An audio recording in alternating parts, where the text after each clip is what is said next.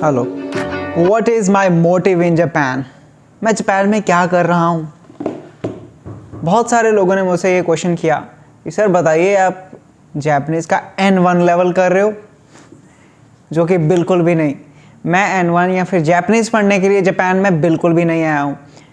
Main अगर मैं आपको बताऊँ कि क्या वजह हो सकती है, जैसे कि आपको पता है मैं इंडिया में रहते हुए टीचिंग कर रहा था जापानीज़। मैं N3 लेवल तक पढ़ा था, मैं N2 भी नहीं पढ़ा था अभी तक, जबकि मैंने खुद से N2 कर रखा है। ये क्यों नहीं पढ़ाता हूँ? क्योंकि उसके लिए आपको चाहिए प्रिपरेशन। अगर मैं N2 के लिए PDFs PPTs नहीं बनाऊँगा, खुद से अपने हैंड रिटन नहीं बनाऊँगा, तब तक मेरा मन ही नहीं करेगा उसको पढ़ाने का। सो वेरी सुन मैं N2 पढ़ाऊँगा ज़रूर, बहुत मतलब मज़ा आता है, हायर लेवल पढ़ाने का अलग ही मज़ा होता है। तो मैं जापान में कर क्या रहा हूँ? मैं यहाँ पर IT की स्टडी कर रहा हूँ, जिसमें हम सीखते हैं वेब कैसे बनानी है, वेब डेवलपमेंट हो गया या फिर और प्रोग्रामिंग लैंग्वेजेस होगी, डाटाबेस क्या होते हैं, ये सब। अच्छा, मेरा ये करने का मकसद क्या है? क्या इसको यूज़ करके मैं आगे जॉब लेने वाला हूँ? क्या करने वाला हूँ लाइफ में? तो इस वीडियो में आपको बताने वाला हूँ। अच्छा, ये क्यों मैंने चूज़ किया कि मैं जापान में आऊँगा या फिर किसी स्कूल में एडमिशन लूँगा? इसके पीछे रीजंस हैं कुछ। फर्स्ट ऑफ ऑल, जापानीज़ तो पढ़ी थी, अगर जापान में जाके हम देखेंगे नहीं कि कैसा एनवायरनमेंट है, असल में लोग कैसे हैं, जो हम सुनते सुनाते हैं वो बातें सही हैं या नहीं, ये चेक करने के लिए एक तो मैं आया हूँ जापान में। मेन अगर रूट कॉज बताऊँ कि क्या हो सकता है, कि मुझसे स्टूडेंट्स भी क्वेश्चंस पूछते थे, इनसे बताओ इनका कल्चर कैसा है। अक्सर आपने सुना होगा कि जापानीज़ इंस्टीट्यूशंस होते हैं, उनमें वो आपको बताते हैं कि हम जापान के कल्चर के बारे में सिखाएंगे, हम जापान में जॉब कैसे लेते हैं इसके बारे में सिखाएंगे, कौन कौन सी जॉब्स होती हैं, कैसे आपको जाना है जापान में अगर आप जाना चाहते हो, अगर आपको जापानीज़ सीखनी है तो कैसे अच्छे से सीख सकते हो, ये सब चीज़ें बताते हैं। तो इसमें एक बहुत इंपॉर्टेंट पॉइंट मुझे लगता था कि या अगर मुझे खुद से एक्सपीरियंस नहीं है जापान के कल्चर का, तो मैं कैसे एक्सप्लेन कर सकता हूँ उस क्लास को, उस गैप को फिल करने के लिए। या तो मुझे एक जापानी टीचर चाहिए, या फिर जो बंदा इंडियन है जापान में रहता है वो आके मेरी क्लास में सिखाएगा, तो वो ज़्यादा अच्छे से एक्सप्लेन कर देगा। बिकॉज पढ़ा पढ़ाया या फिर इंटरनेट से पढ़ने से ही ऐसा वो फील नहीं आता। ठीक है, आप सुनी सुनाई बातें बोल रहे हो, आप मैं देख रहा हूँ, अपनी आंखों से देख रहा हूँ यहाँ पे कि कैसा एनवायरनमेंट है, लोग क्या सोचते हैं इंडिया के बारे में, फिर जापान के बारे में क्या सोचते हैं, है ना। अलग अलग लोगों से मिलता हूँ तो पता चलता है कि यार हाँ ये रियलिटी है, और जापान कल्चर की ये रियलिटी है, अंदर से क्या चल रहा है अंदर, है ना।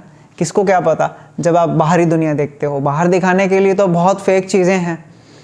तो मेन मोटिव यही है कि पहले खुद से एक बार लर्न कर लूँ, पहले खुद से एक बार पढ़ लूँ, चीज़ों को समझ लूँ, देन मैं बताऊँगा तो अच्छे से बता पाऊँगा, अपना पॉइंट रख पाऊँगा। अगर कोई क्वेश्चन सामने से आता है तो मैं उसको हैंडल कर सकता हूँ। सो ये बहुत ही एक मेन रीज़न है मेरा यहाँ पे आने का, कि मैं खुद से फील करके स्टूडेंट्स को बताऊँ, खुद से फील की हुई चीज़ें, एक्चुअल चीज़ों को मैं पेश कर पाऊँ अपने स्टूडेंट्स के सामने। अगर आपने मेरी वीज़ा सीरीज़ को देखा है तो उसमें मैंने आपको बताया कि कितनी मुश्किल हुई थी वीज़ा लगने वगैरह में, पहले भी एक बार कैंसिल हो चुका है ना। तो उस चक्कर में मेरा ये था कि अगर यहाँ पे मेरे को मिला नहीं ना स्टडी वीज़ा, मैं स्टडी वीज़ा पे ही क्यों आया। एक रीज़न ये है मैं जॉब पे क्यों नहीं आया, जॉब पे भी तो आ सकता हूँ ना, मैंने N2 कर रखा है तो जॉब तो मिल ही सकती है। इसमें रीज़न ये है कि जॉब लेने के लिए मुझे ऐसा लगता था कि जॉब लेने में हम सिर्फ वही स्टूडेंट्स को मिलेंगे जो जॉब कर रहे हैं, है ना, वही वर्कर्स को मिलेंगे जो जॉब कर रहे हैं। सैटरडे संडे फ्री होगा, मे बी वहाँ पर मैं ट्रैवल कर सकता हूँ। बट स्टडी लाइफ में, स्टूडेंट लाइफ में एक आपको ऐसा पर्सपेक्टिव मिल जाता है कि आपके पास स्टूडेंट्स हैं, क्लास में सारे स्टूडेंट्स बैठे हैं, अलग अलग कंट्री से हैं, Myanmar, Indonesia, China, America, England, अलग अलग जगह से स्टूडेंट्स हैं। तो उसमें क्या होता है कि पर्सपेक्टिव मिलता है, अलग अलग एक्सपीरियंस मिलता है, कल्चर एक्सचेंज होता है। मुझे जॉब में लगता था कि मैं बिजी हो जाऊँगा, एक बस फिक्स हो गया टाइम। यहाँ पे अभी जो स्कूल में है इतना तो है, मैं इवेंट्स में ज्वाइन कर रहा हूँ, ठीक है, स्कूल की तरफ से इवेंट होते हैं, इवन स्कूल डे जब होता है तब भी इवेंट होते हैं, हम चले जाते हैं इवेंट में, हमारी कुछ नुकसान नहीं होता, पीछे अटेंडेंस वगैरह को कोई दिक्कत नहीं रहती। ये खुद अलाउ करते हैं कि आप इवेंट्स में जाओ, जापानी लोगों से बातें करो।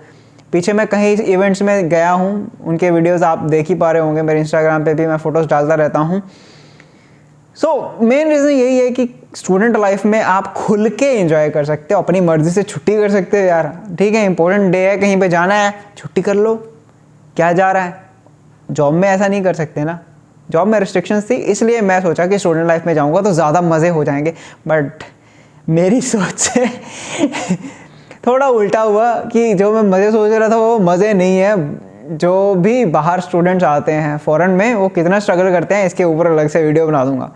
अब मैं आ तो गया हूँ इधर, आईटी का पढ़ भी रहा हूँ, तो करूँगा क्या, मेरा फ्यूचर गोल्स क्या है। मेरा मेन मोटिव अभी के लिए ये है कि मुझे पढ़ाना तो जापानीज़ ही पढ़ाना है, मुझे करना तो टीचिंग ही है जापानीज़ का। अब मैं टीचिंग में और बेहतर कैसे हो सकता हूँ। यहाँ पे जो जापानीज़ लैंग्वेज टीचर होते हैं उनकी ट्रेनिंग होती है, उनके कोर्सेज होते हैं, उनकी रिसर्च स्टडीज़ होती हैं। तो मैं सोचता हूँ कि मैं ऐसे यूनिवर्सिटी में, इसको पास करने के बाद ऐसे यूनिवर्सिटी में एडमिशन ले लूँ जहाँ पे मुझे टीचर्स ट्रेनिंग के बारे में बताएं वो, और कि हाँ आपको जापान के हिसाब से कैसे टीचिंग करनी चाहिए, यहाँ का मेंटल लेवल क्या होता है।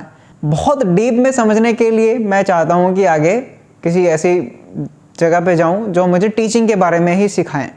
अभी तक मैंने एम्बेसी से 3 कोर्सेज कर चुका हूँ टीचर्स ट्रेनिंग के, जिससे कि मेरी जो टीचिंग में एक रेक्टिफिकेशन, इम्प्रूवमेंट्स और बहुत सारा ऐसी चीज़ें आई हैं जो मैंने सोची भी नहीं थी।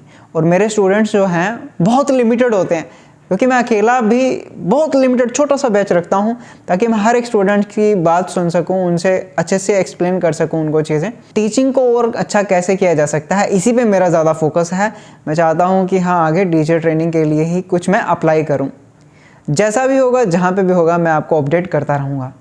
बाकी अभी के लिए जापान ठीक है। मैं स्टूडेंट लाइफ पे एक वीडियो बनाऊँगा जिसमें स्टूडेंट लाइफ का बताऊँगा कि क्या सीन रहता है, कैसे कैसे काम करते हैं, कितना पार्ट टाइम करते हैं, कितना एक्सपेंसेस है, कितने पैसे कमा लेते हैं, ये सब मैं आपको एक वीडियो में बताने वाला हूँ। तो उम्मीद करता हूँ कि आपको मेरी ये वीडियो पसंद आई होगी कि मेरा जापान में मोटिव क्या है, असल रियलिटी क्या है, अगर मैं यहाँ पे आया हूँ तो किस चीज़ के लिए आया हूँ। हाँ, एक चीज़ और बता देता हूँ, क्या मैं इन कोर्सेज़ के बाद वापस जाना चाहता हूँ इंडिया में, या मैं वापस जाऊँगा इंडिया में, क्योंकि मेरा काम वहाँ पे है। अब कुछ ऑप्शंस, अच्छा मैं जापान में रहूँगा तो मुझे जॉब करनी पड़ेगी, तो जॉब करनी पड़ेगी तो मैं टीचिंग नहीं कर सकता हूँ, इंडियन स्टूडेंट्स को कैसे पढ़ा सकता हूँ। बट हाँ, कुछ कुछ ऐसी चीज़ें हैं, कुछ कुछ ऐसी टेक्निक्स हैं जिससे कि मैं जापान में रह के इंडियन स्टूडेंट्स को पढ़ा सकता हूँ। अगर वैसा हो जाए तो और भी बढ़िया। मिलते हैं आपसे एक नए वीडियो में, तब तक के लिए सायनारा।